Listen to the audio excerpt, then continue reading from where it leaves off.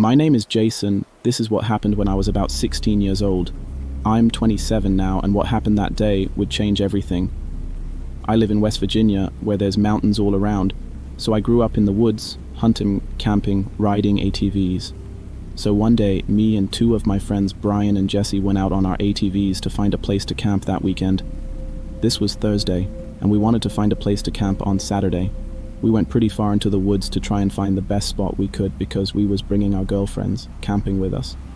So we get probably 5 or 6 miles back in the woods and find this little lake, and we all knew we found it.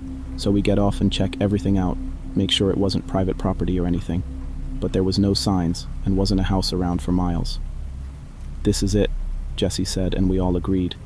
It was perfect. So we all get back on our four-wheelers and head back knowing that Saturday was going to be a night to remember. But what we didn't know was it would be the worst night of our lives. So we get back the next day, we get all our gear loaded up, fishing poles, tents, sleeping bags. We made sure we had everything we needed to make it a fun night, including 3 bottles of Mad Dog and a 30-pack of Bud Light in a cooler. We was ready. We all meet up at about 11 o'clock Saturday morning and head out to our perfect camping spot. When we got there, it was great. We put the tents up, got firewood, set everything up. The girls loved it too, except Brian's girlfriend. We'll call her Kat. She said she felt uneasy, but we just figured it was because she'd never been camping before. So we started fishing and swimming and drinking, just doing everything teenagers do. But Kat just keeps looking around and wouldn't join us at all, just sitting by the lake. Finally, it started to get dark, so we started a fire and made some hot dogs and just sit around it talking, telling scary stories. Everything you do when you camp. It's about 11:30 when Jess's girl, Sam, says she's going to go pee, and Kat goes with her. They're gone maybe 4 minutes when they come running back, saying Kat saw something behind a tree watching them. I grabbed my 9mm Smith that I brought, and me and Jesse went to check it out. We don't find anything, so we think the scary campfire stories just freaked them out. We get back and tell them we didn't find anything, but Kat said she knows what she saw and wants to leave. We get her to chill out, and me having a gun kinda put her mind at ease. After about 30-45 minutes, we all was ready to lay down and spend alone time with our significant others, and no one is even thinking about what Kat saw anymore. I wish we would have left because about an hour goes by. My girl, Lindsay, is asleep, but I'm just laying there listening to the sounds of the woods when I start to hear footsteps. At first, I think it's one of the others, but then I could tell whoever was walking was trying to do it quietly. The footsteps stop at my tent door.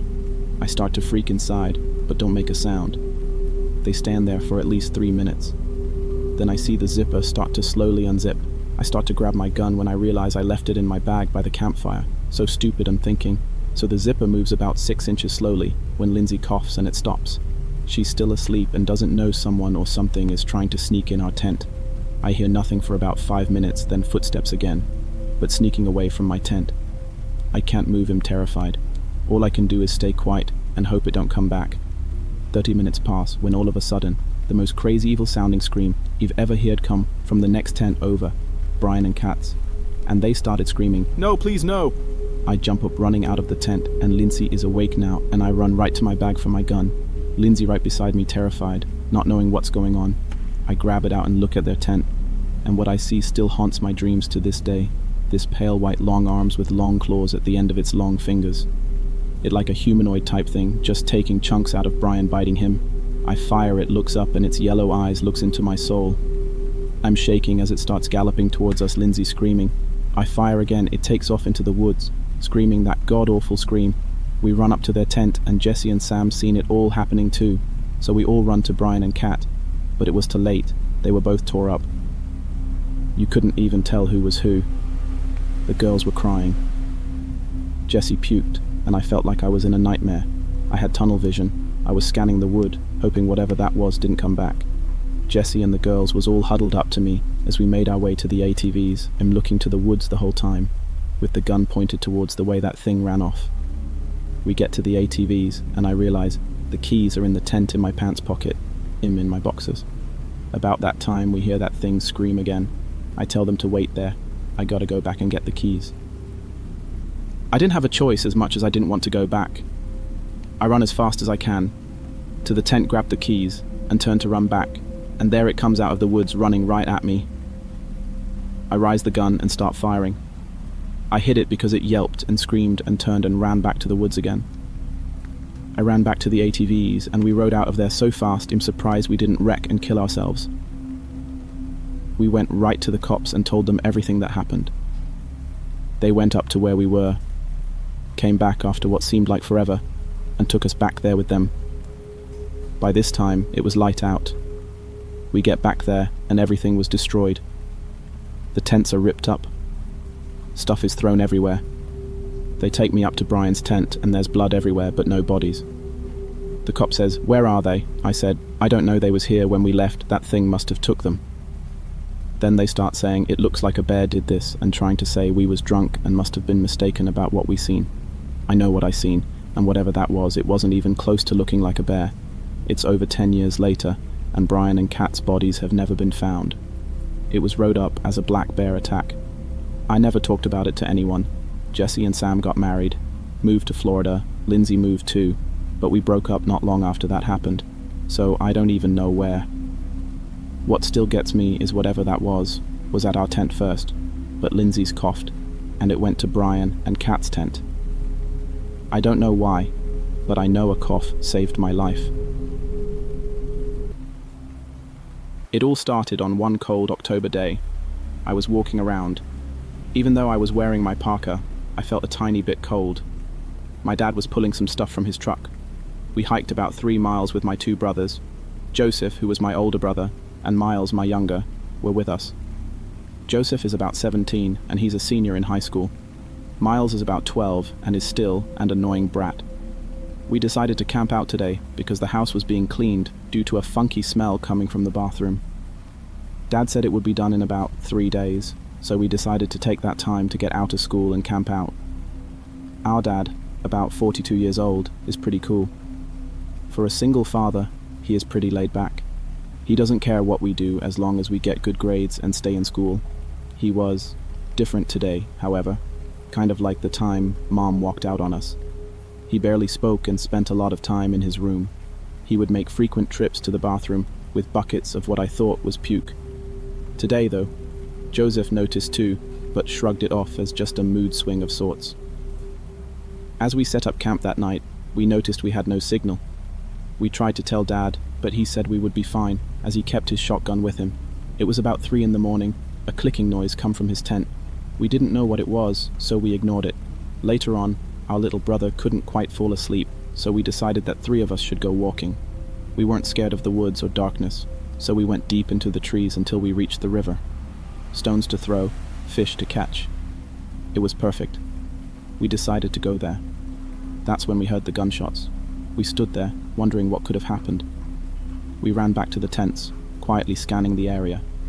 Our dad sat back against his chair as he sobbed. We were just about to walk over to him when we noticed the blood coming from the tents. Wait, not blood. Kool-Aid. We watched as he cried. Within minutes, the entire fucking area was surrounded by the police. Someone else must have heard them. We looked in disbelief as they handcuffed him. We ran to him, and as he saw us, he cried harder. As they took him away, they searched the tents. As we looked as well, we saw 2 giant shotgun holes in the sides. Those were our tents. He tried to kill us. The police eventually took us into custody and explained the entire thing. When my little brother was 2, I was 5, and my older brother 7, my mom tried getting custody of us. No one knows why, but she tried to get the fuck away from there. But what hit us the most was the fact that she didn't leave. She was there the entire time. She didn't leave us like Dad said. She was underneath the bathroom. It hit me. The dread in my father's eyes, the buckets of puke, the frequent visits to the bathroom. He killed her. He killed her and stuffed her in the bathroom for a whole fucking decade. The thought still haunts me. Here's a little background. I'm Tessa. I live in Minnesota and I go to this one campground up north in the middle of nowhere. I've gone to that campground for 11 years and still go there to this day. It's been open for only a year or 2 before I started going there. My mum is really popular there. We know everyone. They always are having a party or staying up till 1 o'clock drunk as fuck. This particular night haunts me forever. Me and my friend Chloe were best friends. She was the shy brunette, and I was the wild blonde. She always had this thing where she never liked sleepovers. This one night, me and her planned on having a sleepover in a tent outside her actual camper. Our parents did not stay out late that one night for some reason. We had a fire and did regular camping things. It was about 1 when we decided to go in this shower house with showers and bathrooms. It was one of the best campgrounds in North America. It's a fact, not my opinion actually. So we were in the shower house planning to just hang out because the shower house and the lodge is the only place that has Wi-Fi. My data does not work because it is in the middle of nowhere. So we plan on staying there till 3 a.m. We are at about 2 a.m. and we need chargers. We go to her camper and grab our chargers, and on our way back, we're outside the door for some air before we go inside. Chloe is on her phone, and around the corner behind her is an old guy, or maybe a woman, looks to be 100 years old, and is walking a rat, looks like one at least. I scream and tell her what I see, and the guy has a crazy smile on him. We run as fast as our long legs let us about 2 steps till we get inside. I start crying because I'm so scared, and she is freaking out because she does not know what was just behind her back. We plug in our chargers and hesitate to call either of our parents. We feel like they would get really mad at us and not even believe us. And we were out till 3 a.m. We were not even supposed to be up past 1 on that night. So now we're freaking the fuck out and ready to just bust out the door. We've been in there for an hour at this point, past the time we saw the creepy old man, and we hesitate to open the door, but end up opening the door. I'm thinking that we're going to die, and we ran out the door, and as I turn around, I see the creepy old man with something that looks like a knife in his hand, right around the corner of where we almost got stabbed. To this day, we almost always remember this night. Also, we told our parents, and they believed us, and was mad at us for not calling them. To start this story off and to give a little insight about me, I'm an 18-year-old female who grew up in Michigan and have lived in the country for as long as I can remember. And for heads up, this is a long story, so bear with me. Now back to the story. On one particular hot summer weekend, me and a couple friends, including my boyfriend, let's call him Tony, and my older brother, let's call him Brad, decided we were going to go camping for the weekend since it was such a nice warm week. Tony's parents had owned a cabin way out in Ludington, surrounded by a huge wooded area with a personal lake and no neighbors for at least 4 miles. But being stupid teenagers, we didn't really think about that. All we were ready for was to party like any normal teens would. Well, after being there for 2 hours, our fun had started. Tony's friends had bring tons of alcohol and weed to last us for the weekend, so we wouldn't be bored since we had no service and only movies to watch. After it got around 12 a.m. and was pitch black, we had a huge bonfire going. It was a total of 6 people, including me and Tony. As we talked and laughed about upcoming events in our lives, we were so distracted that we didn't notice that my brother had literally frozen his eyes onto one section of the woods. Mind you, we were all intoxicated and high at that time. Eventually, our talking ceased when Tony realized his friend and my brother had an emotionless expression. "Hey dude, you alright?" he asked Brad. Silence. Brad didn't reply or even make any movements that would indicate he heard him. After that, I started to get scared as well as the other 2 girls there. It took a lot for my brother to act that way. Eventually, I was the first to catch on that he was excessively staring into a certain spot in the woods. I turned my head and followed his gaze the best I could. And when I finally caught on to what he was staring at, my heart dropped. There, right fucking there, was, at first look, a dog. At least that's what I thought. It was some person's dog that wandered off. But then my brain kicked in, and I realized there wasn't neighbors for miles. So how could there be a dog? My mind started to race while Tony still tried to get Brad to speak or even move. In one motion, this thing stood up tall. And when I say tall, I mean fucking gigantic. It had to be at least 6 feet tall. Everyone's seen it then. How could you not? The other 2 girls and the other boy with us gasped as they finally grasped why my brother was as still as a stick. No one moved for what seemed like hours. Tony was the first to talk. "No tail," he mumbled. No one heard what he said but Brad. And I swear to you when I say his eyes widened as big as pan saucers. That freaked me out immediately. "What did you say?" one of the girls asked. "It has no fucking tail," he hissed at her. My heartbeat stopped. He was right. There was no tail on this thing. Suddenly, my clouded alcohol mind cleared up in a fraction of a second when I finally realized what this thing was. Now I understood why my brother was basically shitting his pants. This thing was a skinwalker. My instincts kicked in right then and there, but before I could nope the fuck out of there, the thing let off a terrible stench like rotting meat before screaming inhuman-like. The sound was enough to scare the fuck out of everyone. My brother was the first up out of his chair and started shouting native words to the creature, why I told everyone to get the fuck inside. No one questioned me when they seen just how dead serious I was, especially Tony. He's never seen me so scared, so he knew it was a bad situation. We all hightailed it into the cabin with my brother in tow, still shouting native words at the creature, which seemed to keep it at bay while it gave us enough time to get inside. He slammed and locked the door before turning all the lights off and grabbing a special ash from the kitchen counters and started throwing it at every window and door while chanting. Of course, he had everyone freaked out and basically in tears at that moment. After he was done, no one said a word for a long time, all of us still in shock. He grabbed our ad pistol and had it posted by him for hours. Everyone was entirely too shaken up to even question what happened. We must have fallen asleep eventually because I woke up to my brother packing all our stuff into the 2 cars early in the morning. I understood why. We had native family, we knew what we were dealing with, and we knew it would come back, and maybe not alone. Before we left, I did a blessing on the cabin and spoke a few calming words to the still very freaked out girls. We left as soon as everything was packed up. To this day, we still haven't explained exactly to our friends what happened that night, and they never bothered to ask us either. Okay, so my dad has always been that type of guy where he doesn't believe in anything unless he witnessed it for himself. He's a pretty macho guy, and isn't into all that fairy tale and ghost nonsense. Yet that all changed for him one day. It was about 2:30 in the afternoon when my dad came home. He works the night shift at the old El Reno prison. He says it's a pretty laid-back job for the most part. He'll usually drive around the prison in one of the guard trucks or keeps watch in the towers, but one night he was sent to do a sweep of the chapel, as to make sure no one was in there who wasn't supposed to be. His boss, let's call him Jack, told him to come back and check in with him after he had done so. My dad walked through the yard out to the chapel, and as soon as he walked in, he said he felt just a wave of nervousness come over him. He flicked on the old lights and walked in, and began to check all around the room. After about a couple minutes he said, "A man, dressed in the same uniform as him, walk out from the little office in the back." My dad asked the man if he was already doing the sweep of the chapel, and the man replied, "Yes, I'll take it from here."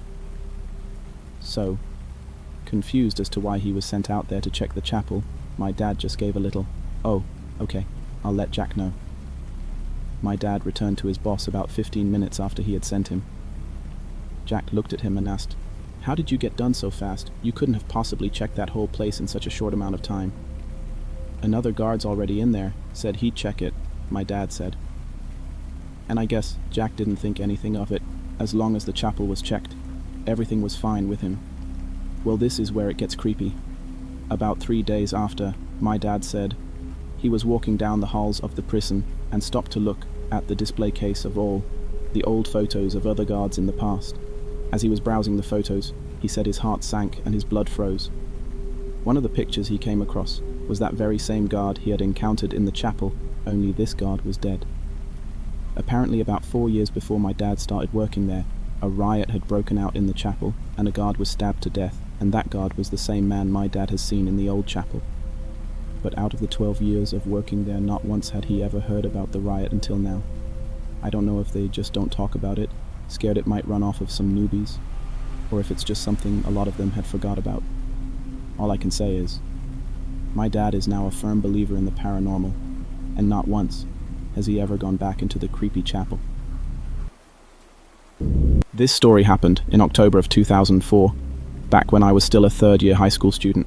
My friends and I stuck around the school late at night after our annual Halloween party. We had agreed to try out my friend's Ouija board. It wasn't the brightest idea, but we needed a thrill. We found a nice spot under a huge narrow tree and proceeded with our half-assed ritual. There were 5 of us, 2 boys and 3 girls. We were all expecting some kind of paranormal contact.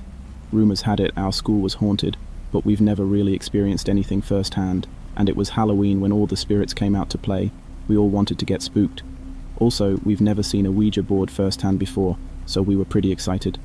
Our school was an old Spanish colonial house, built in the 1800s when the Spaniards still occupied the Philippines. We were in a section of the school that doesn't get used often, located beside a creepy old Jesuit house. People only go there when they needed to use the restroom, store equipment on one of the sheds, or make out with their boyfriends or girlfriends. We sat down in the middle of an open space with only an exposed bare bulb nearby, illuminating the surroundings. We were all having a laugh, scaring each other with what-if scenarios. It was your typical dumb kids doing dumb things. My friend who brought the Ouija board proceeded to place it in the middle of our circle.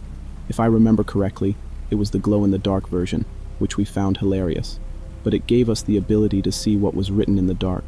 Not knowing what to do, and going after what we've seen in movies, we all proceeded to place our index finger on top of the planchette. We sat there looking at each other, until one of us said, "What's next?" We didn't know if there was a proper way to start the ritual, plus the board didn't come with instructions, so we decided to just throw in a question. "Is anyone there?" I called out into the darkness. "If there are spirits living here, please talk to us." One of the girls joined in. We clearly had no idea what we were doing. Still, nothing. Not even the slightest bit of wind. One of my friends jerked the planchette, and the girl who brought the Ouija board screamed, breaking the silence. We all laughed at how ridiculous it was. After a bit of joking around, we decided to give it another go. We all placed our index fingers on the planchette once more and asked, "If there's anyone there, we would like to make contact." "Don't break the circle," one of my friends jokingly said. "Shut up," I whispered. We were just about ready to give up when the wind started to pick up. The stillness broke, and the darkness around us seemed to move. Just a coincidence, we thought. "Okay, don't break the circle," I yelled out. "Is anyone there?" I was excited. It was like a scene from a movie with dirt and dead leaves swirling around us. "Guys, I'm scared," my friend sitting beside me said. "My mom warned me about playing with forces we don't know. Did you die here? Were you killed during the war? Are you the headless priest that roams these halls? Do you know Jose Rizal, our national hero? Are you a hottie?" My friend giggled. At this point, we were all throwing random stupid questions. "Nothing. This is bullshit. I don't want to do this anymore," my friend said, exasperated. We were all thinking the same. Just then, a group of dogs from the neighboring house started barking at us through the chain-link fence. These 6 dogs were growling and showing teeth. We all screamed, and without finishing the ritual, bolted right out of there. We didn't see each other until after Halloween break, and this is where the story gets creepy. One of the girls told us about a weird experience she had the night after playing with the Ouija board. She had gotten home late, after hanging out with her friends from the neighborhood, when she realized she forgot the keys to her house. So, she called her brother up, who was then still sharing a room with her, and what he said crept the hell out of her. He swore she was already home. He claimed to have seen her walk in a while ago, and that she looked really tired and saw her head straight to bed. Creepy, but no need to freak ourselves out, was all we thought. Besides, her brother must have just been tired and seeing things. But then my other friend started telling us about an encounter she had that Halloween night. She was going up to her room when the lights started flickering as she was ascending the staircase. Your typical horror movie visuals, shrug it off to faulty wiring. But just then she saw the door to her room open, and a dark figure stepped out and stood atop of their staircase.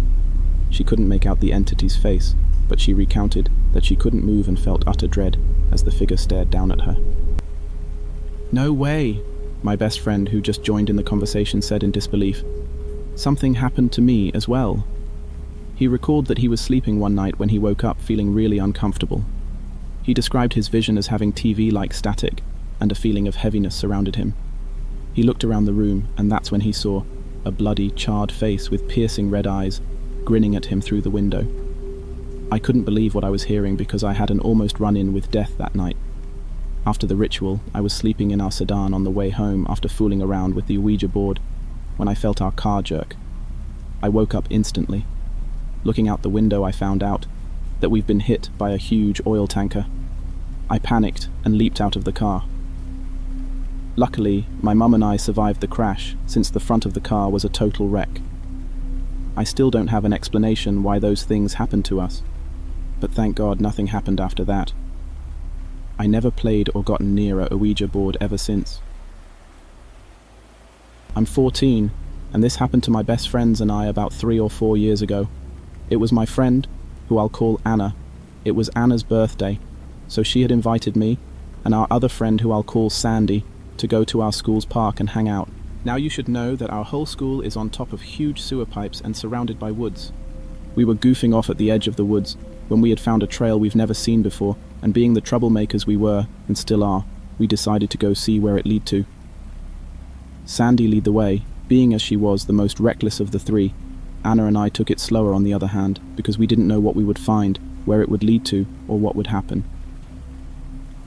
After what was about 5 minutes of walking, the path came to a small bend. We went around to see a small stream which had about a foot above it, one of the old pipe openings. It was open tall and wide enough where we could fully stand up in it. I remember things the older kids would tell Anna and I on the bus about these pipes. The one that scared me the most was about the pipe man.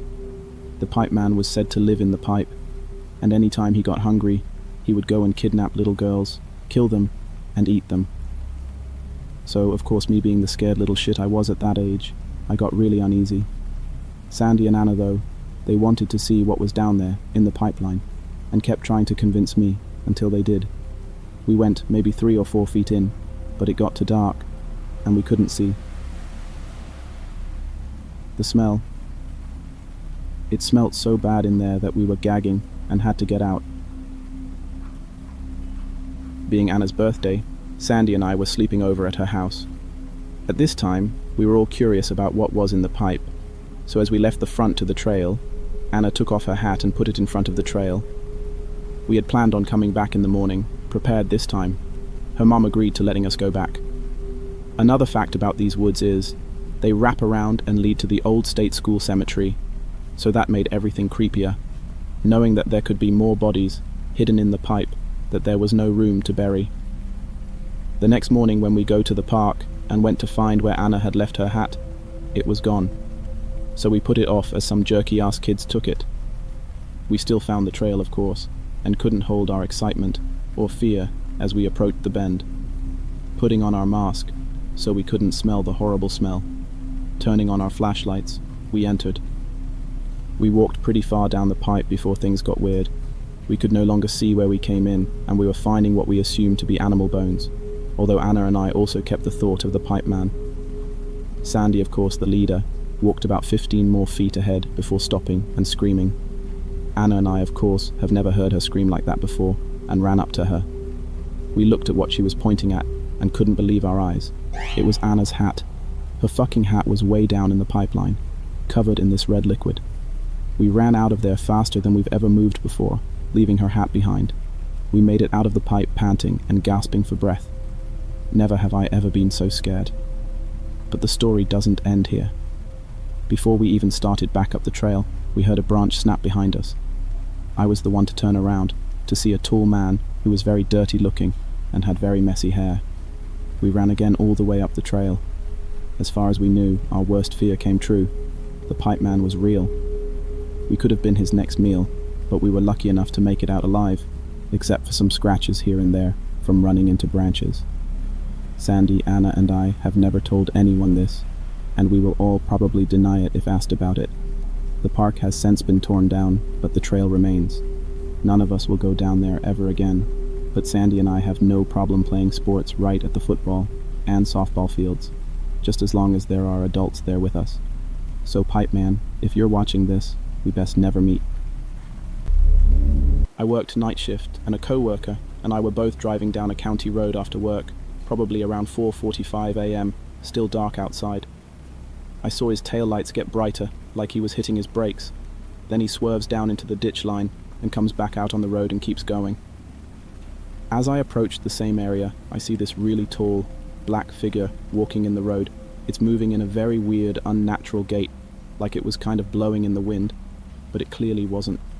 I first thought it was a really tall person wrapped up in a big black blanket because I didn't see any arms or head, just 2 big legs and a torso. I had to swerve over to avoid it too, but I basically came to a full stop, and the thing walks past my driver's window. It had to have been around 7 foot tall, as it was leaning forward and was at least a foot or so taller than the top of my vehicle. As it got behind my vehicle, I could see the taillights illuminating its legs, but couldn't make out any details, like hair or anything like clothing. Just large, thick, black legs. I took off down the road once it was behind me and saw that my coworker pulled into a gravel parking lot, so I pulled up beside him. He's freaking out asking if I saw it, and how it didn't have a head, and other ramblings. I said we should go back and try to see what the hell this thing is, because it seemed oblivious to us driving. He didn't want to, but he ended up following behind me. We drove back the way we came, and in around the same area, there was a large black dog laying across the road.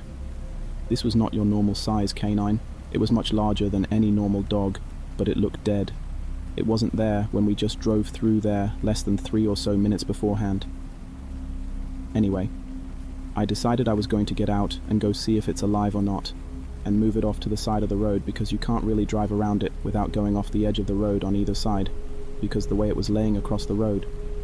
As I get about 15 feet away, it raises its head up and looks back at me. Its eyes are glowing yellow, but I still say that was due to the vehicle lights causing eye shine. It lets out a low, deep, rumbling guttural growl, and I stop instantly. It attempts to stand up. Seems like it has some sort of issues with its front legs, but it stands up and continues to stand up on 2 legs, like a person would. It only stood on its back legs for a second or two, enough time for it to look at me, but then it hunkers back down to what looks like on all fours and runs off to the wooded area. But there's a pretty tall fence there, so I don't really know how it managed to disappear, because it would have had to go over, under, or through the fence. I also don't think it was using its front legs when it ran off, because I never saw them really moving. Now after all this, there was one last strange happening. My coworker gets out of his car after the dog thing ran off, and he comes up to me to basically say, "What the fuck was that?" And as we are talking, I noticed a mouse standing between us. It was also on its hind legs, kind of sitting as it is, washing its face. I nudged it with my shoe, and it doesn't even seem to care. Kind of like the first thing that was walking, it was completely oblivious to our presence. It just kept on cleaning itself. We left and went our separate ways. I woke up later in the day and started looking into werewolves and come across dogman stories. The only thing I will say about all of that is, this didn't have the hands and feet like is often claimed by witnesses. It had normal dog paws. It just had a large black wolf-style look about itself, but its fur was really fluffy, which didn't really seem to match with the normal wolf-type fur. It wasn't a bear, it didn't have mange. I know the difference between a bear or something like that. It just looked like a very large black dog. The first thing we saw, some people said sounds like a Fresno nightcrawler, but those have been white in appearance and not nearly as thick and tall. Someone recently asked if maybe it had wings, and that's what was concealing its arms and head, as if they were draped around the front of it. I never thought about that before, and can't say one way or another because I didn't see any sort of details on its body, just blackness. The way it moved just seemed very odd, otherworldly. I always think of those inflatable tube man that flap around in the wind at car dealers or some sort of events when I try to describe its movements. Just really weird. The mouse. That might be the oddest thing to me because I physically touched it, so I know it was real, but it just didn't seem to care. It wasn't until recently I made the connection that all 3 of the creatures were on 2 legs at one point. Are they all connected? Who knows? I never saw anything like that ever again, and I only live about 4 miles from where it happened, and I drive through that area often. I wish I had more answers, but all I get is more questions. As someone who's been pretty skeptical most of my life, I've tried to explain it away in some logical manner, but I can't. I have said the dog was playing with the mouse, must have got hit, and its front legs were hurt. That would explain why it was walking on its back legs, and why the movement seemed unnatural. The mouse was traumatized from the dog messing with it. That explains why it looked all wet, and why it was cleaning itself. That's the version I accepted for many years. The only problem with that is whatever was originally walking down the road was so much larger than the dog. When the dog stood up, it was maybe 6 foot tall, but whatever walked by my window was at least 7 foot leaning forward. The walking torso was also a lot thicker than the dog, as the legs were very thick. The dogs were normal dog legs. Out of all the times people want to get out of work a little early, this was the one time where I wish we wouldn't have. But then again, I also enjoy looking into this sort of stuff now.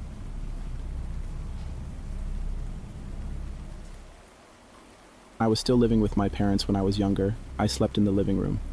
We didn't have a big apartment, so they had the one bedroom. I didn't mind. The living room had the big television, and the pull-out couch was comfy enough. So one night, I'm lying down, watching some Adult Swim, when I begin to drift off. I turned my body over to get more comfortable, but I had this feeling like I didn't want my back facing the dining room and kitchen area.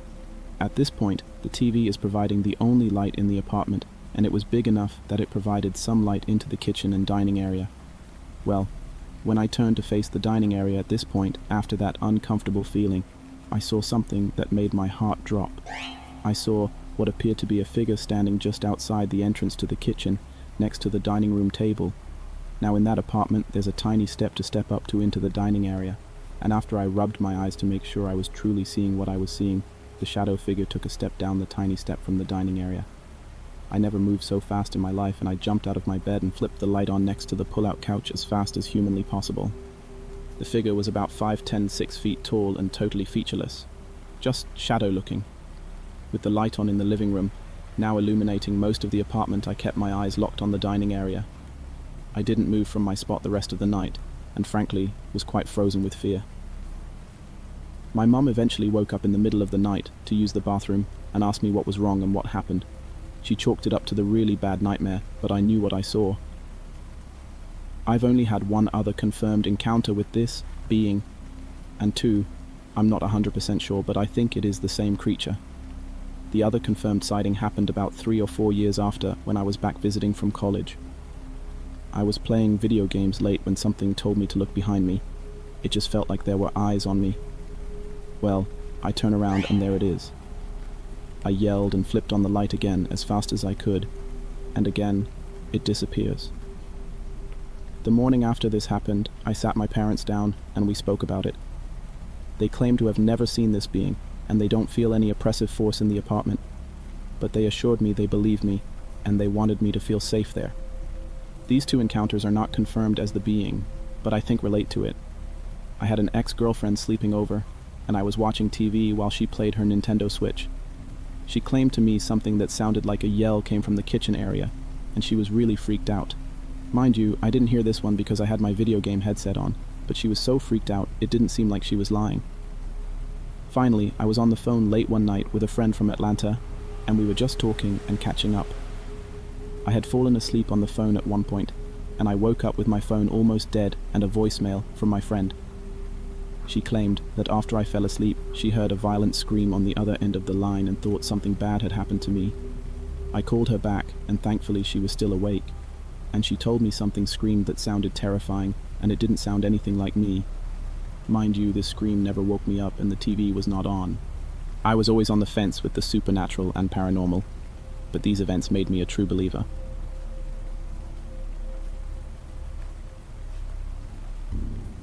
One year when I was at summer camp, I went to go pick out my cabin and all of the good ones were taken. So I took the one with windows facing the forest. The first day I had a blast. I was getting ready for bed, and I put my pajamas on, and so were my cabin mates. I get homesick a lot, so I went to bed late, at like 3 in the morning. All my cabin mates were asleep. So I just sat there in silence, but at around 2:30 in the morning, I start hearing scratches at my window. I just thought it was a tree branch, but then I start hearing knocks at the window. They started off quiet and slow, then they would start to get faster and faster and louder, till all of a sudden it goes away. In the morning I tell everyone and only one person believed me, so I thought they just were doing a sick prank. But I don't think that for long. For 3 nights in a row I hear the same thing. But in the last night, night 4, the scratching and knocking start again. These ones go on for 5 minutes, just hunting me. Then they stop, so I think they are gone.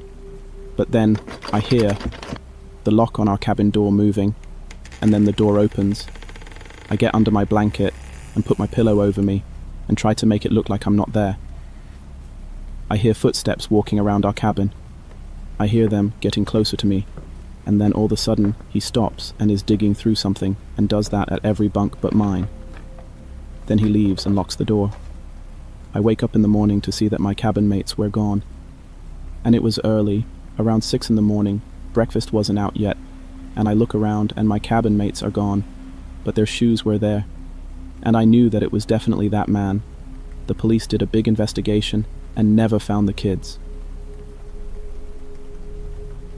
This took place in Wilmington, North Carolina, when I was probably around 9 or 10. My sister had been in a relationship for a few years and married to my brother-in-law. My brother-in-law is an ex-Marine and had gotten out of the Corps and decided civilian life wasn't for him, so he re-enlisted in the Army.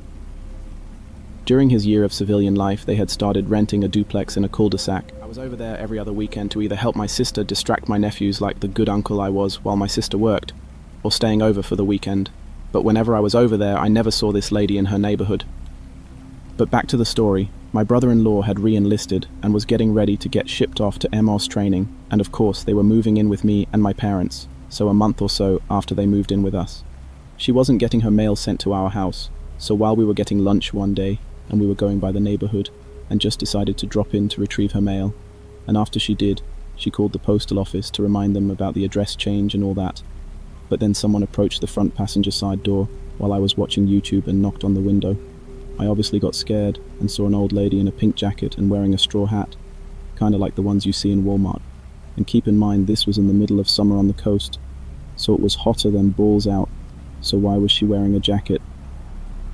My sister rolled down the window and the lady asked why she was grabbing the mail, and my sister explained she was the former resident and all that, and they engaged in a 15-minute conversation, and during the entire conversation, I felt uncomfortable, like something about her was just off. My eldest nephew was in his car seat sat behind me, and the lady looked at me and my nephew and began talking about how we look so alike and look like her grandkids, and how she takes her grandkids on vacations every year, and how she bought her hat from the Bahamas, and again it looked like a Walmart brand straw hat, and she even asked if I'd like to be her grandkid, which creeped me out even more, and my sister at this point was uncomfortable as well, and made an excuse for us to get going, and the lady would walk off before my sister rolled up my window and got to the middle of the cul-de-sac, before she saw the lady sprinting at us. My sister said she was holding something, but I never asked what it was. My sister, of course, burnt rubber and raced out of the neighborhood, and she never did call law enforcement for that. I'm pretty sure she doesn't remember it. The only reason I remember it was because her face when she had came up to my window scared me, and I was reading scary stories and remembered I had one of my own. I don't know if this lady had the intention of taking me and my nephew or killing us, but I never want to find out what she wanted to do. I no longer live in Wilmington anymore, but I'm sure I will never go back to that neighborhood again. You know the movie Halloween, the one with Jamie Lee Curtis, where her character's brother Michael Myers kills his sister and ends up becoming a psycho killer who goes on a killing rampage whenever he manages to escape from the facility where he's being held. It takes place in a small town in Illinois called Haddonfield. Well, what if I told you that the town of Haddonfield was based on the town I live in, and the story is more real than most people know? Laurie, who is Michael's younger sister, ends up being adopted by the Strode family. This is a real family who live in my town. They own a furniture store in the downtown square. Back in 1963, when Michael Myers kicked the whole thing off by killing his older sister, who was supposed to be babysitting while their parents were out for the night, Haddonfield, as we'll continue to call it, for sake of anonymity, was a very small farming town 50-some miles from Chicago. The Strode family had a couple generations of rooted history in the area, and Morgan, Laurie's adoptive father, was a realtor in town for many years. His brother, James, owned a furniture store in town, the same one that his son, Mark, still runs, to this day. On that evening of Halloween in 1963 in the town of Haddonfield, Michael Myers, an alias that John Carpenter used for sake of anonymity, did indeed kill his sister by stabbing her several times with a large kitchen knife. That's the end of the similarities between the movie and the real-life story. See, Michael didn't just stop there.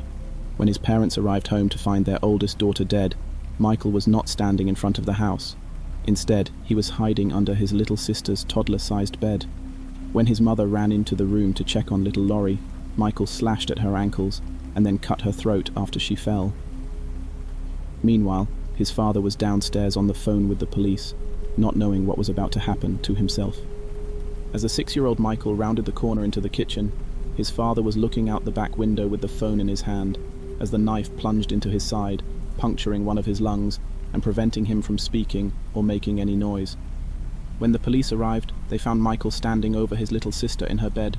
staring blankly at her with the bloody knife still clutched in his little fist. The officers that were on the scene that night all had to go through years of therapy and never truly got over what they saw that night. None of them could explain in enough detail during the trial, as they all were in shock and pretty much blocked out many of the gruesome details of what they had seen. Morgan Strode and his wife, Pamela, were called the following day to come pick up little Laurie from the police station, where she was held for the night by one of the dispatch workers as she slept soundly, having no idea what happened to her family. The Strodes didn't have much red tape to go through to adopt Laurie, as there was no other family the state was able to track down. Apparently, the Myers family was on its last legs, and after Michael's murderous rampage, there was no chance for the family's survival. Once Laurie was out of high school, it is unclear what happened to her, as she went away to college and never returned home, although the Strodes insist to this day that she is still alive and well, just staying out of the public eye. She knows her story, even though it was told by Carpenter as a fictional horror without giving based on real events credit. Only those who grew up in Haddonfield know the real story about our little town, as well as who the Myers family really is. But Laurie Strode and the rest of the Strode family are 100% real. I'm not sure why Carpenter decided to give aliases to the town and the Myers family, but not the Strodes family or Laurie for that matter.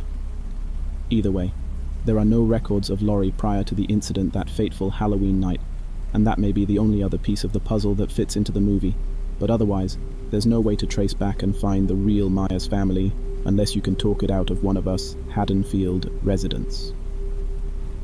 Legend has it that Michael grew up at the Elgin Mental Health Center, where he was kept up until he escaped in 1978, when he supposedly came home to attack Laurie, according to the movie plot. In reality, he was determined to be untreatable by the age of 21, and was moved to a secured facility, where they had better lockdown measures for the mentally insane, somewhere south of Haddonfield, potentially Joliet Prison. Yeah, that one. The real question is, if Joliet is no longer a working facility, where is he being kept now? From what I've been able to gather, based on tracking him by his real name, there's a potential of him being checked in at Joliet, but they have no record of him being treated there. Given that when Joliet closed, all the existing inmates were sent to Stateville, there's no record of Myers ever going through intake there. Although, there's also no record of him being transferred out of Joliet. He's not on the list with all the other prisoners who were moved. Local rumor mill has him still locked up somewhere deep within the Joliet facility, although there's no evidence showing that to be true.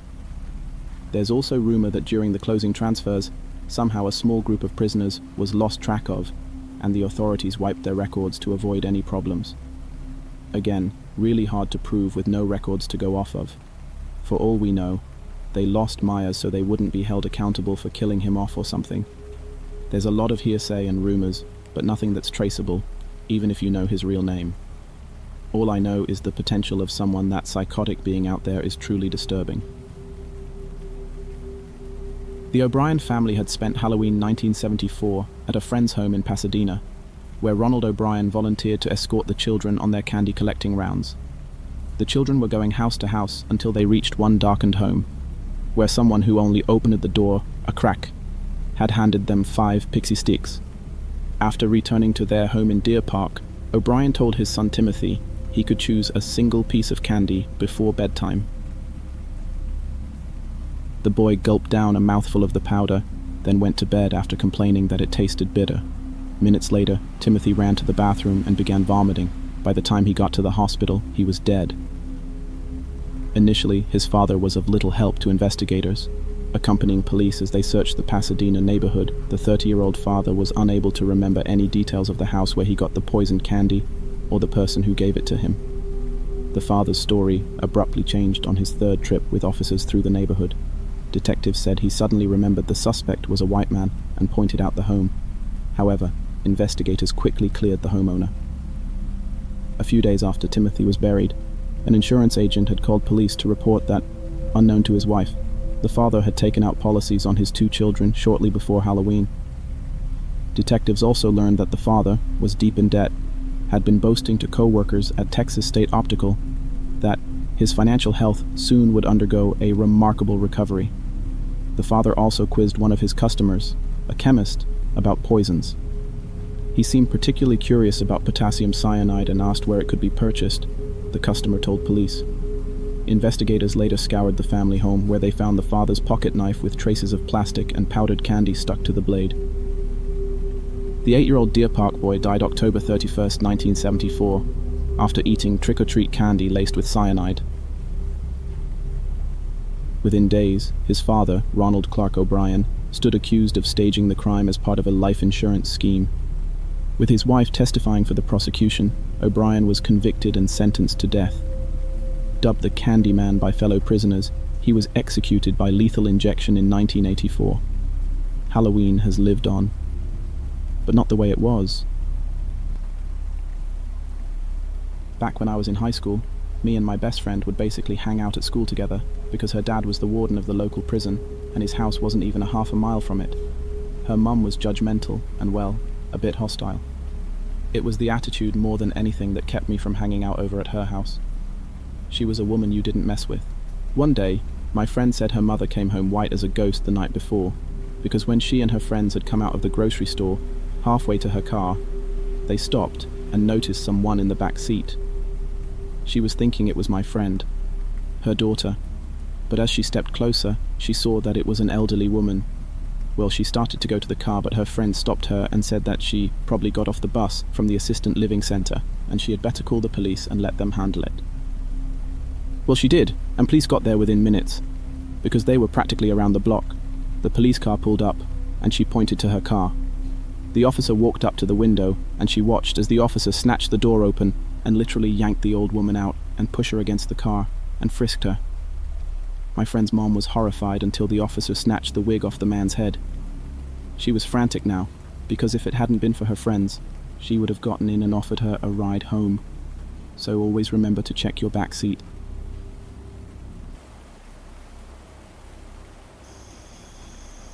It was around 3 in the morning. I was home alone. I left all my lights on, because I wanted to look like there were more people in the house. Don't forget that I am 23, and I have a wife. However, my wife was at her mom's elderly home for the night, just to help around. It was getting late, and I was getting sleepy and bored, so I prank called some of my friends. After this, I went to sleep for a few minutes, but I was woken up by a crashing noise in my kitchen. Me being a pretty big and buff 23-year-old, I go down and look around, only to find nothing.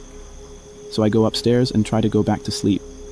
However, there it was again, a smashing noise in the kitchen. But this time it was followed by a male saying, "Fuck not again." So I go down and look. For another time, nothing. This time I went upstairs and got my knife. I went down by the wall waiting for the noise in the kitchen. I heard a knock at the kitchen window, only to fucking see a tall male crawling in my window, and I yell out, "What the fucking hell are you doing?" As I held up the knife and all the intruder said is, "Oh, hi." Then he laughed like a lunatic. I said, "The cops are on their way now." With this, he laughed and said, "I know you have not called the cops yet." So I knew he has been watching me all night. I ran up my stairs into my room, shut the door behind me, and pulled out my phone, and typed in the number 911. After this, the cop picked up and said, "What do you need?" After this, I said, "Send cops, please." After this, lunatic kicked in my bedroom door. Lucky I did not live far from the police station. The guy grabbed me by the neck and slammed me on my floor. Right in time, my front door was knocked down and I heard, "Police on the floor now." This is all true. I have moved from that house. I just wanted to let some people know about this and learn from my mistakes. I still think, what if the cops never got there in time?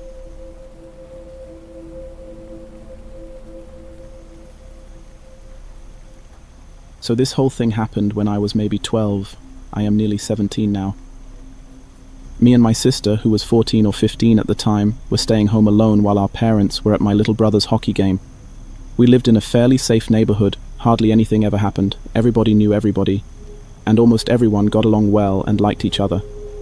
So we felt safe, as we didn't have a reason not to. Our front door was locked, our back door was locked, but our side door didn't lock. It was broken. But no one ever used it anyways, so my dad hadn't gotten around to fixing it. Me and my sister were in the living room watching TV and doing homework, when we heard the fence outside of our house making some noise. It sounded like someone had jumped over the fence. So my sister looked through the blinds, and sure enough, someone had jumped the fence. Two people actually. They were dressed in mostly black, with like a hospital mask over their faces. We freaked out and hid in between the couches in the living room when we heard the front doorknob wiggle. Of course it was locked, so it didn't open, but we knew whoever it was would go to the side door next, and that one would open. In that moment, I was the most terrified I had ever been. But once the door handle started jiggling loud enough, my dogs had woken up. At the time, I had a Tosa and a Rottweiler. Once one started barking, so did the other one, and eventually it just pure chaos. That's when we heard them scream, "Shit, they got dogs." Then we heard the fence make the same noise, as if someone jumped over it again. Later that night, a local gas station near my house got robbed by two armed men, and the news reports showed the same people we had seen, same outfits and everything, except this time we got to see their faces. Our dogs truly may have saved our lives that night. The funny thing is, our dogs are the biggest lovers. They may be loud and bark, but they wouldn't bite or attack anybody. This is the one time. I'm very glad that these dogs' breeds are associated with being, quote, scary and aggressive, because clearly they scared off whoever wanted to break in that night. This happened once when I was sick and had to stay home from school. I was home alone for the whole day. I was sitting with my dog when I heard a loud door bang shut. I stood up from my couch to go see what the sound was. I found it was nothing, so I went back downstairs. I didn't find my dog down there, so I went looking for her. I thought I saw a shadow on my way up, which scared the hell out of me.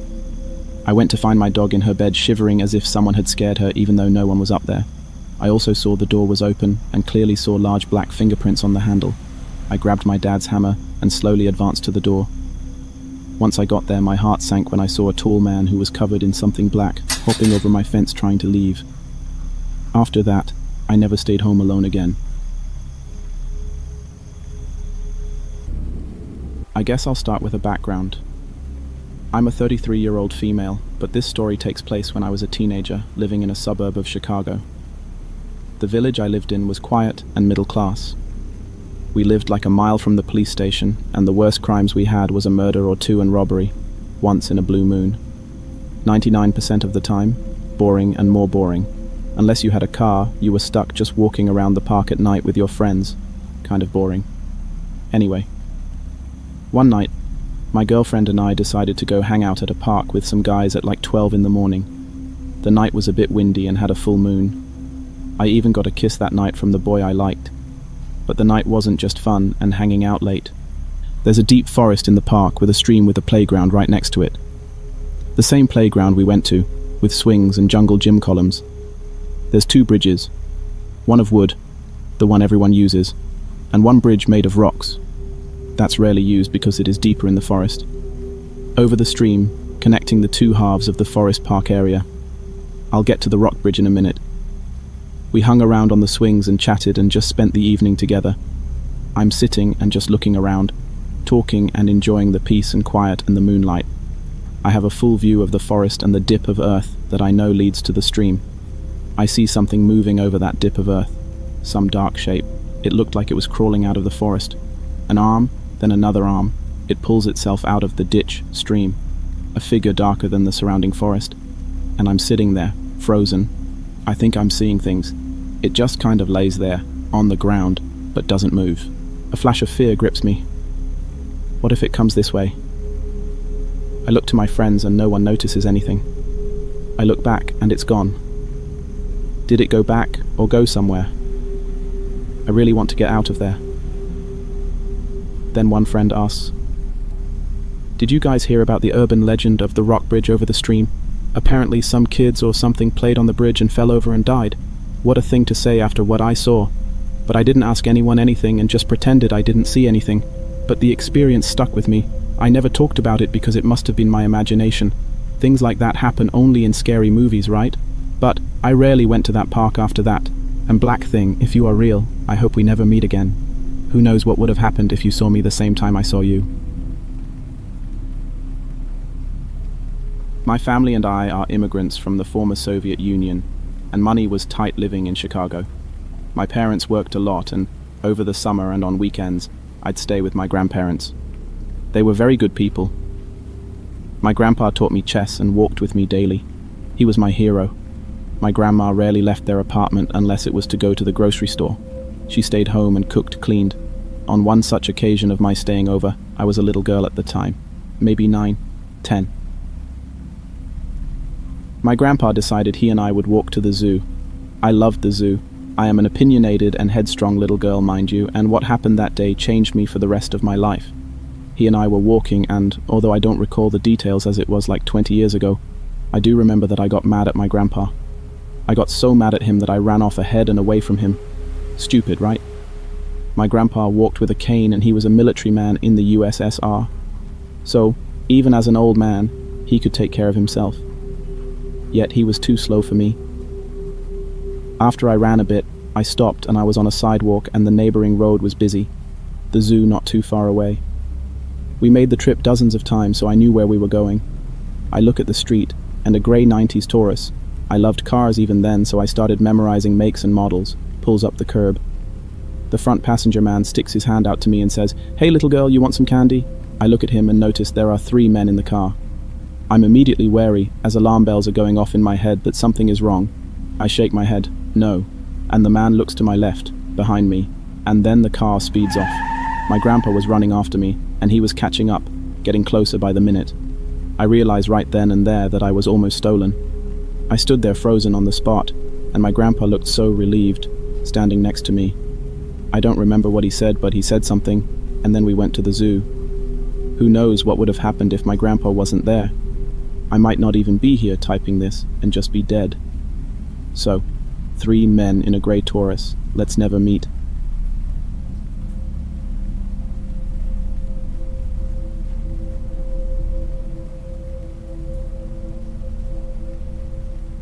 I'll start off by saying I'm a very paranoid person, and the fact that I'm home alone all day, I do online classes, definitely can't help. So I started online school this year, and I'm not going to lie, it's pretty boring, but I don't mind at all really.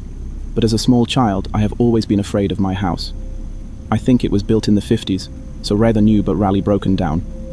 Our whole basement is the size of our house, and that's where it all starts. I've always had the fear of our basement, and it wasn't just that instinct fear everyone has either. I just knew it was much more than that. Our basement has no door, just a long, echoing stairway that you walk down. My mom sleeps down there in her room, and the laundry room, etc., is also all down there, so it's not like I'm a complete fucking baby about it. When I walk up the stairs, I see shadows darting across, and I sometimes, when laying in my mom's bed, hear footsteps coming from the nearby rooms. I know. That's all just a nightmare for a horror fanatic but an extremely paranoid person as myself. Just starting this school year, my hall light outside my room has begging to go off. Even though we have checked its fuse and changed the bulbs, nothing is wrong with it. None of this had been happening since April 2nd, the day after my birthday. When a friend and I played the Ouija board, I did everything properly and said all the right things. Mind you, I had been researching to do it right for the past 2 years. But it worked, and not many problems came too close after that, except for August 2016, when it all went further downhill. Our garage door that leads to our yard is in our kitchen, and I tend to hear it open a lot, and it really fucks me up. But lately, after hearing it open so many times, I have been locking it during the day and before I go to bed. Also, nobody, not even me or my family, have a key to it. This door is extremely loud and creaky, so you know when it is open. I have 2 Great Danes, and we usually sit in my living room while I work, and you can't see the kitchen or anything from the angle of the room, and I began keeping a taser, 5,000 volts, with me at all times. I love it. But before that, after I started locking the back door, I would hear it pop open, and then I would proceed to hear footsteps through the house, frozen in fear, not knowing what to do. At that point, I locked my door and just sat there. I know. Stupid. But when the footsteps stop, I always hear the door close and my yard door open and close as if somebody was leaving. One specific time, it was around noon or so, and I remember thinking my dad was home because what I had been hearing, so I yelled, "Hi Dad," as my dogs went absolute fucking apeshit barking. And I heard running and the door slam as if somebody had realized I was here and ran out. A few weeks ago, it was a Friday, and my dad had, unknown to my knowledge, came home for lunch about 1 o'clock and came in shouting at me that he had just caught a man running out of the backyard when he pulled up. I remember when he said that, I froze in fear about shit myself, and just shut down. There had been somebody in my house all those times. So, man in my house, don't come back. I live right next to a Navajo reservation and have made friends with many of the people there my age. We like to hang out, play video games, and just be normal teens. I walk over a lot since my best friend lives a little less than a mile away from me.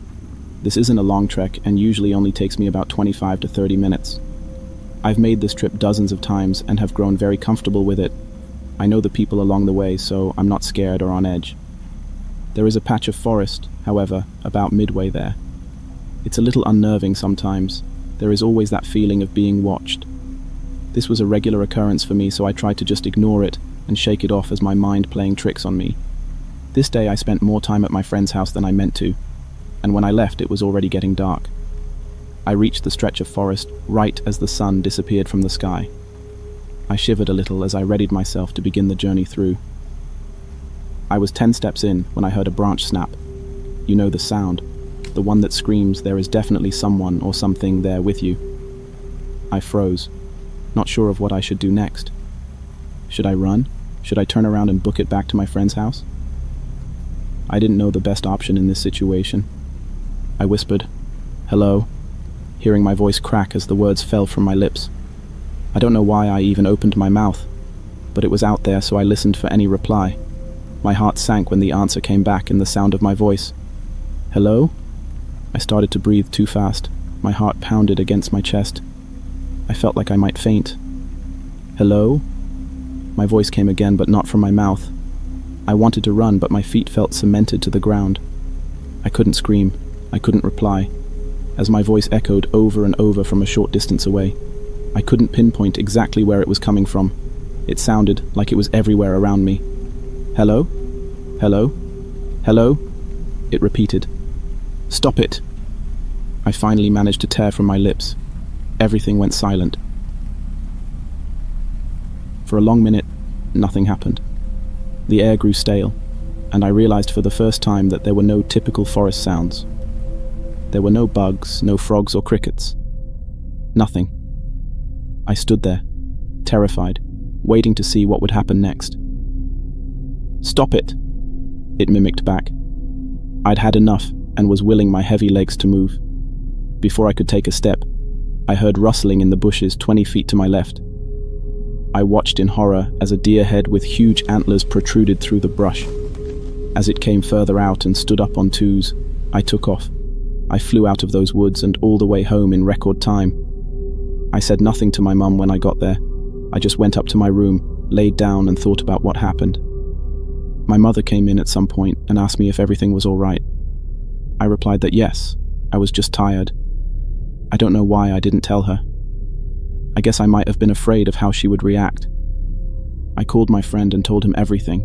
He freaked out and told me that no matter what happened that night, to not reply or look out my window. This terrified me even more. He said to call him the next morning, and he would explain more, and that he had to speak to his grandfather as soon as possible. That night I didn't sleep, at all. I stayed awake listening to every little sound the night brought. Around 3 a.m., just as I was about to drift off, the air changed, the night sounds quieted. I felt my heart begin to pound. I lay there and waited, pulling the covers up over my head like a child, far too scared to move. It came after a long moment. "Hello?" I cried. It was all I could do. "Hello! Stop it!" It mocked what I had said in the woods again. It was terrifying enough when it copied what I said, but then it did something new. It called my name. Amy. My mother's voice. "Amy. Amy, come here." "Hello? Stop it." My voice again. For the rest of the night, the creature outside my window called my name in my mother's voice and repeated what I said in the woods over and over. In the morning, when the sun broke through the dark, it finally stopped. I fell into a fitful sleep. I woke around 12 to my friend calling to tell me he had spoken to his grandfather and could explain what happened to me. He said there was a creature they called Yi Naldlushi, he who goes on all fours, or a skinwalker. He explained that it was an evil witch that used dark magic to transform into an animal with the attributes it required, and that it had caught my scent and knew me now. I was also given a warning that since it knew me, it would always follow me, that I would always have to be careful. Last night I heard scratching on my window, then a low hum. The creature began saying my name again, but also adding in things I hadn't said, in my mother's voice. At one point it started calling my name, but drawing it out really far, like, "I me." It tried to get me to come outside, or to open the door and let it in my house. This went on all night. At this point, I feel like I'm going crazy. I don't know what to do. Is it seriously going to stalk the shadows around me for the rest of my life? I don't think I can take that.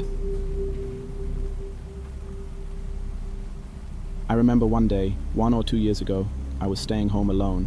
I was used to it. My parents were at the store. They were going to 4 different stores. My dog was at the vet, I'm pretty sure, so I was all alone. I was watching TV on the couch downstairs. I think I was on YouTube. I was chilling. Then I got hungry, so I got up for a snack and sat back down. The lights were off, so it was pretty dark. My parents' room door was open, and it was really dark. Even if you turned on the light outside of it, no light went in. So I had got up to throw out the chip bag, and I looked at my parents' room and saw eyes. They were glowing. I grabbed my phone and turned the flashlight on and pointed it to their room. What I saw scared me so much. I saw a random figure crouched down just staring at me. I ran upstairs and locked my door. I had a knife in my room just in case of an intruder. I grabbed it and went under my bed. I had my phone, iPad, a blanket, stuffed animals, water and snacks. I was terrified, but I didn't call my parents because I had tried before and they didn't answer. Hours later, it was near 11 or 12 when my parents came home. No one except my friend and my aunt that's 1 year older than me know what happened. We don't live in that house anymore, but that story still sticks with me to this day.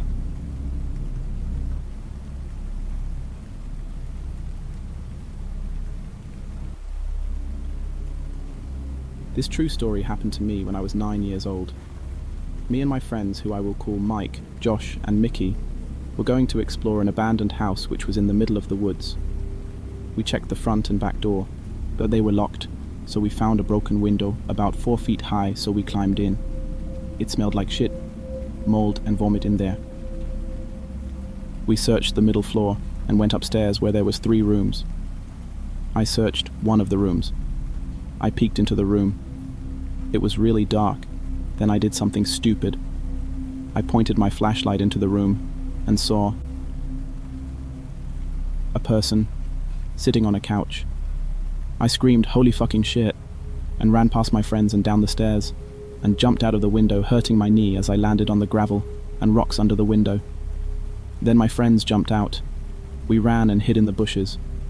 The man came through the door and yelled, "Don't you fucking kids come back or I will kill you," and went back inside. Then we all went home. The house is now demolished. I am from Brazil, and I've seen a lot of things in this short 21 years of my life. But one time I was walking a trail with a friend. We started very late, like around midnight, and finished around 1 in the morning near a residential area with an old church and cow pastures. My friend needed to deliver to a woman he knew some pots and pans that she had borrowed, so we could make food and sweets for the feast of São João, a Catholic holiday. On the way back home, we needed to walk a long dirt road, which was separated from the pastures by a fence and trees back to back, start to end of the road. We carried flashlights, but the night was very bright due to the road being very wide and open. Midway through the long road, we started to hear some rumbling on the fence side behind the trees. I said that probably was a dog, and my friend also believed that. The sound got closer little by little the further we walked, and my friend stated that was a very big dog. We kept walking until the noise was right behind our necks. With that ominous presence, I took a piece of wood that we carried in case we were attacked by dogs or something on the trails, and asked my friend to shine the flashlight on the fence, and that was when I see it.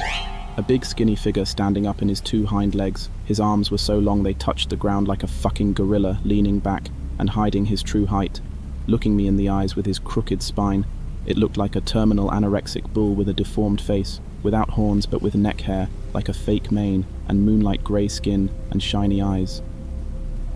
This 1 second looked like an eternity. Suddenly the light went out, and when I looked, my friend was running and shouting, telling me to do the same. I ran like I never needed to run before with that thing running beside me on the other side of the trees.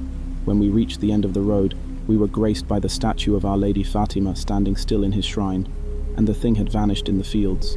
I asked him if he had seen it, and he said no, and that he ran in fear. For For so long I thought it was a werewolf, but it was so different from anything I have ever heard of, and I truly don't know what that was, but it still visits me in my dreams, lurking in the corners of my eye. When I was in my early 20s, I used to jog through a massive cemetery called Hillside, just outside Philly, when I came home from Temple U to visit my mum.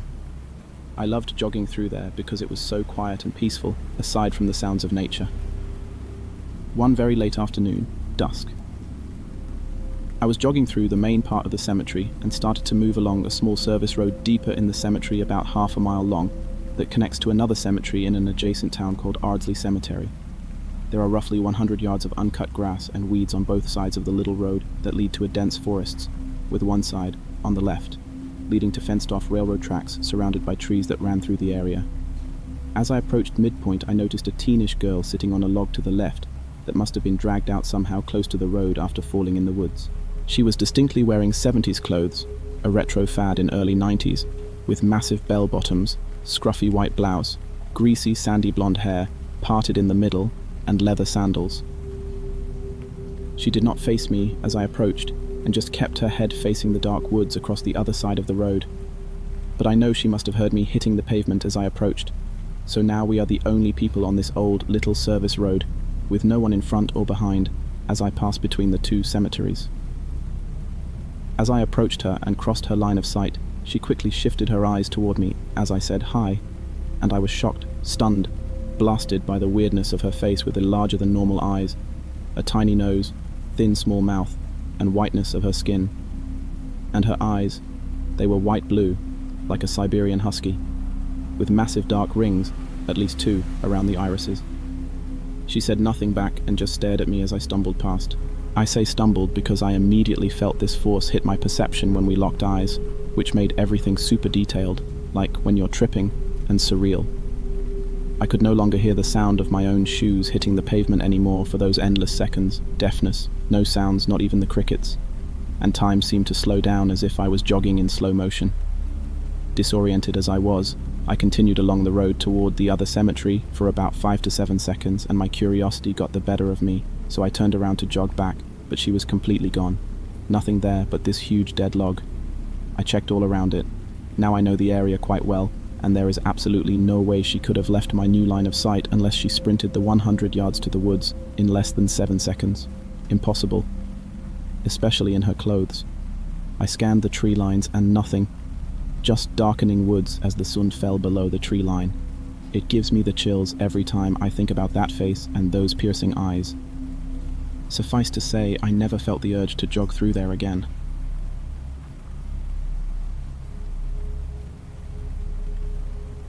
So here's some background info.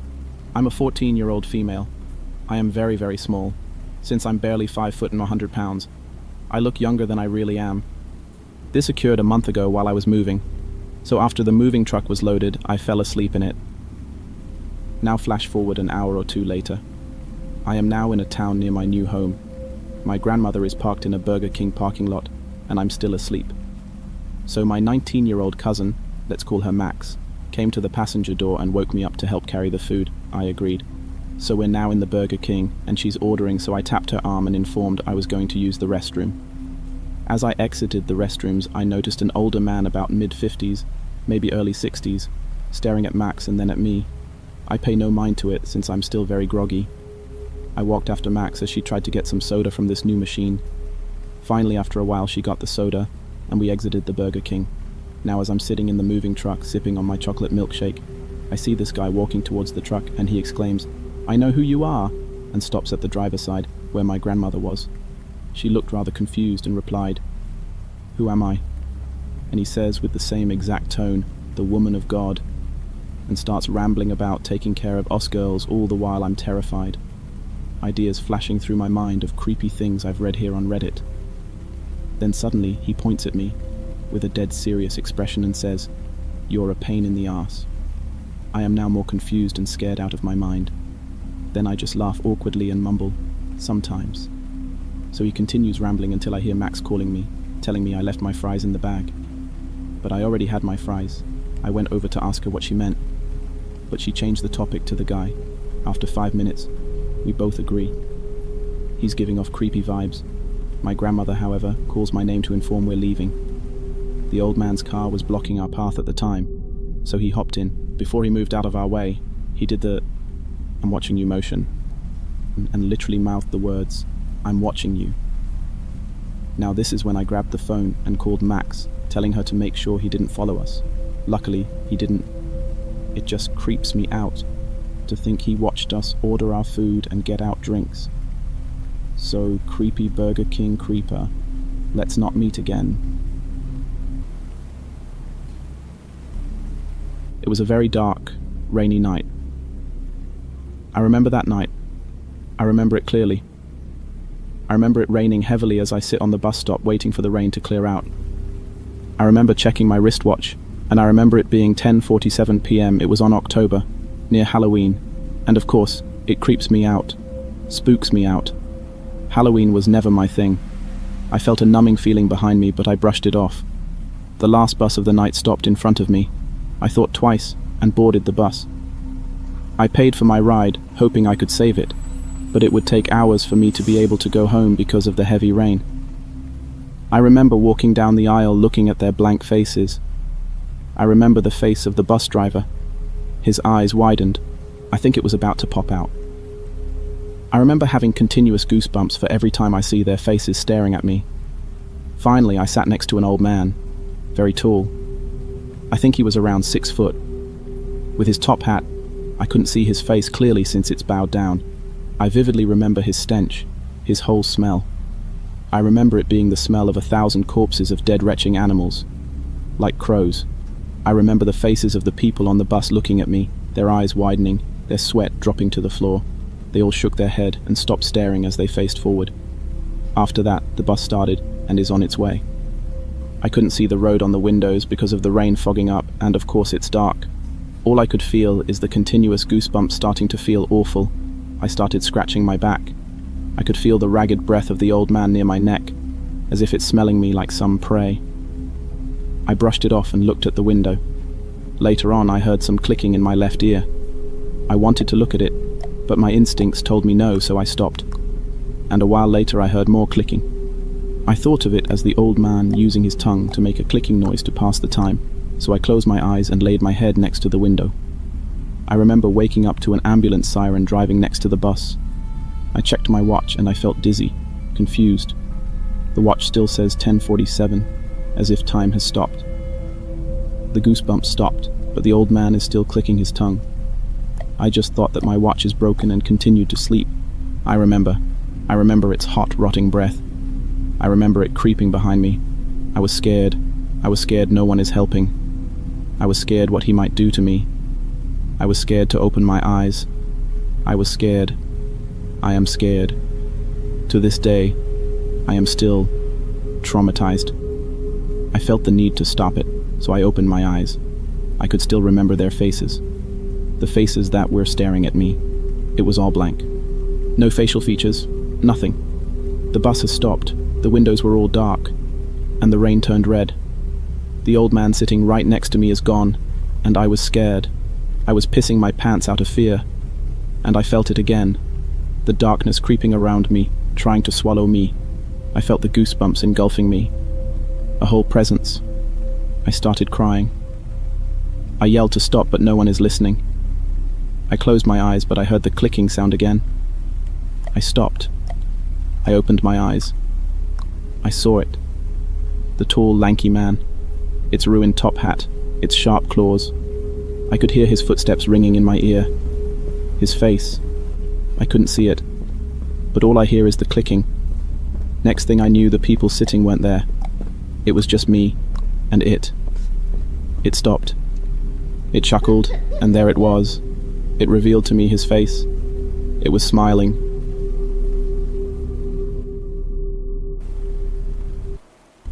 This is something that happened to me when I was in my previous house a while back. It all started one night when me and my family returned home from bowling, and my father said that he left the back door unlocked by mistake. But luckily it appeared as if no one broke in our house. How wrong we were. Every third night I'd hear this tapping noise in the floorboards under the carpet ever so slightly. I usually ignored it as I thought it was just a pipe from the boiler vibrating against the floorboard. When it came to me playing my video games, I'd find my controllers out of place, or the game stack shuffled up. I was kind of a geek that assigns his games from AZ. But I shook it off, because it at least took me away from gaming. Sometimes I'd get these whispers of my name in a very low pitch, which I thought was my brother playing tricks on me. So I kept replying, "Go back to bed, you crap stain." One night, my father went into my room and said, "Don't tell me this tapping isn't keeping you awake." I replied back with a nod, and so we unscrewed the floorboards, and then we saw something you'd never, ever would want to see in your life. It was this homeless person with bloody bones of an unidentifiable dead animal, and he kept stared at my dad with a toothless grin and charged at him with a rusty knife. My dad disarmed the homeless man and knocked him out. In the meantime, I called the police and explained the situation. A police cruiser came in under 10 minutes and came and arrested the homeless man. A message came through the post saying that the arrested man was wanted for repeated home entries and the murder of an elderly woman. It said that he was jailed for life in a maximum secured prison. I am lucky to still be alive to tell this story.